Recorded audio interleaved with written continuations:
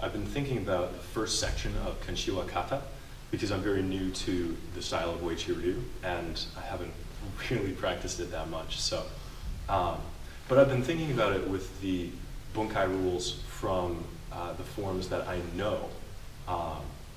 And a shout out to Mr. Ian Abernethy. I've gone to a clinic of his and I've watched all his videos. So most of his ideas are reflected in this. But the sequence for the kata is you start from yoi, I'll do it to the sides and then to the front just like in the kata.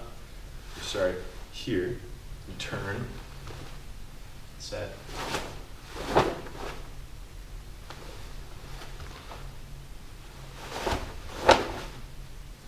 Turn to the front, set,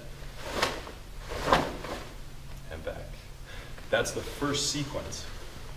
So I was thinking about how those techniques could be applied in a self-defense context with realistic distances and in a way that responds to natural attacks, things that you might face in real life with real life adversaries who are not, initiates of the kata. So that's what I want to look at. Okay, so one of the things that I was playing with this sequence in Kanshiwa is normally when a kata turns to the side, that is showing you where you are in relation to your opponent, as opposed to showing you how many opponents you're fighting. Different people have different interpretations, but this is the one I prefer. So rather than one person, second person, third person, I think this can work from different angles. And it's a technique which applies certain tactics. So it would be natural for somebody to grab with the intent of hitting over and over, all right? Think a hockey fight. Stuff that hurts a lot but doesn't actually require a high level of technical martial arts skill. So if a grab comes on, boom, then the preparation for this block is here, but it's meant to be performed from the side of the opponent. So as I shift over, right, because this is coming in, so bang, that's what I risk over and over and over again. I don't want to stay here. Going here is where the weapon is. I want to go to the side. And as I go to the side, I'm going to do the prep. Here's the strike, all right? So moving, whoosh. There's the first part.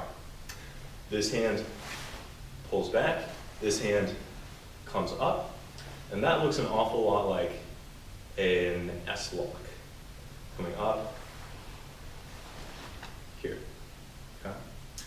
So you've got a hook on the shoulder. This hand finishes, bang, and there are a number of things that this pull could be.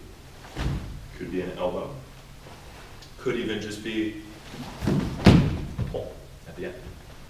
Okay, so the grab comes on. I'm worried about this hand hitting, so I come to the side, cover, strike. And a slunk, punch, pull. Okay. The other that I really like, that speaks to me, is as the grab, as the finger, as the strike, whatever it is comes in, right? It doesn't land. Here's what you do instead.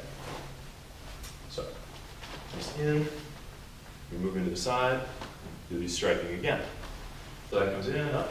So I'm moving to the side, hitting, coming, circling over, and there is that block. This could be a strike. If there's hair, you can grab.